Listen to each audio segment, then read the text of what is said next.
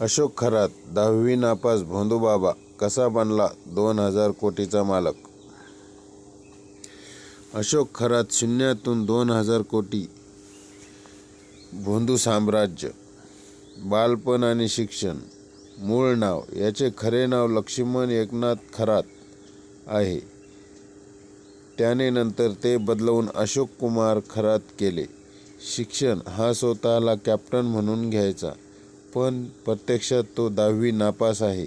1983 मध्ये तो गणितात नापास झाला होता, पण पुढे तोच अंकशास्त्रज्ञ बनला. सुरुवातीचा काळ: सिन्नरचा असलेला हा माणूस घर सोडून पळून गेला होता. त्याने काही काळ एसटीडी बूथ चालवला, जमिनीचे व्यवहार केले आणि चोऱ्यामाऱ्याही केल्या.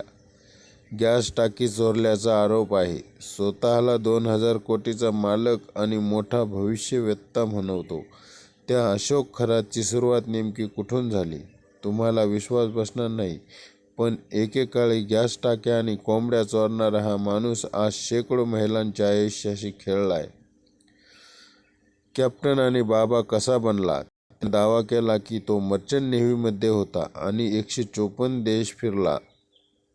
अशोक खरात याच्याबद्दल अधिकृत सैन्य दलाच्या इंडियन आर्मी रेकॉर्डमध्ये कॅप्टन या पदावर कार्यरत असल्याचे कोणतेही ठोस पुरावे उपलब्ध नाहीत. जर एखाद्या व्यक्तीने लष्करी पदाचा गैरवापर केला तर तो कायदेशीर गुन्हा ठरू शकतो. उपलब्ध माहितीनुसार अशोक खरात हा मर्चंट नेव्हीमध्ये नोकरीला होता, भारतीय नौदलात नाही. मर्चंट नेव्ही ही एक व्यावसायिक सेवा आहे, जिथे मालवाहू जहाजावर काम केले जाते. तिथेही कॅप्टन हे पद असते, जे जहाजाच्या सर्वोच्च प्रमुखाला दिले जाते. अशोक खरात याने याच पार्श्वभूमीचा वापर करून स्वतःला कॅप्टन म्हणून मिरवून घेतले होते. तो सुमारे 22 वर्षे मर्चंट नेव्हीमध्ये कार्यरत होता, असे समजते. तिथून निवृत्त झाल्यावर त्याने नाशिकमध्ये ज्योतिष आणि अंकशास्त्राचा व्यवसाय सुरू केला. पदाचा गैरवापर: त्याने मर्चंट नेव्हीमधील कॅप्टन या प्रतिमेचा वापर लोकांवर प्रभाव टाकण्यासाठी आणि स्वतःला एक शिस्तप्रिय किंवा उच्च शिक्षित व्यक्ती म्हणून दाखवण्यासाठी केला. थोडक्यात सांगायचे तर त्याचे कॅप्टन हे संबोधन मर्चंट नेव्हीमधील अनुभवामुळे आले होते, पण त्याचा उपयोग त्याने लोकांशी फसवणूक करण्यासाठी केल्याचे समोर येत आहे.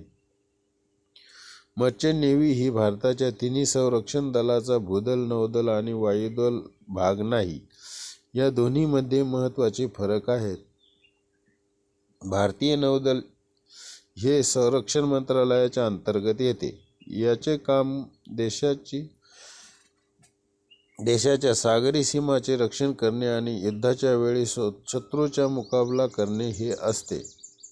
मर्चंट नेव्ही हे पूर्णपणे व्यावसायिक कमर्शियल क्षेत्र आहे. यात खाजगी कंपन्यांच्या जहाजांमधून कच्चा माल, तेल किंवा प्रवाशांचे ने-आण केले जाते. हे क्षेत्र वाणिज्य आणि दळणवळण मंत्रालयाशी संबंधित असते. नाशिकमध्ये येऊन त्याने भविष्य सांगायला सुरुवात केली. हळूहळू राजकीय नेते, सेलिब्रिटी आणि मोठे उद्योगपती त्याच्या जाळ्यात अडकू लागले. एका भेटीचे तो 50 लाख रुपयांपर्यंत चार्ज करायचा.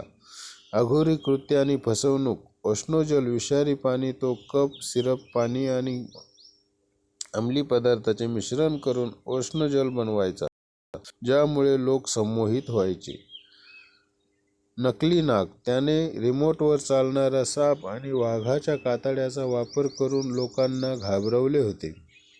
अत्याचार: तो महिलांना दैवी शक्ती आणि साधनाच्या नावाखाली अडकवून त्यांच्यावर अत्याचार करायचा. पोलिसांना त्याच्या पेन ड्राईव्हमध्ये 58 हून अधिक आक्षेपार्ह व्हिडिओ सापडले आहेत. साम्राज्याचा अंत: त्याच्याकडे 100 कोटीची रोख रक्कम आणि 2000 कोटीची मालमत्ता, सिन्नर, नाशिक, शिर्डी, मुंबई, पनवेल जमिनी असल्याचे समोर आले आहे. एका पीडित महिलेने हिंमत दाखवून तक्रार केल्यावर त्याचे हे पाप जगासमोर आले. सध्याची स्थिती: सध्या त्याच्यावर गंभीर गुन्हे दाखल असून त्याला अटक करण्यात आली आहे. अंधश्रद्धा आणि भीती दाखवून महिलांचे लैंगिक शोषण केल्याचे आरोप त्याच्यावर आहेत.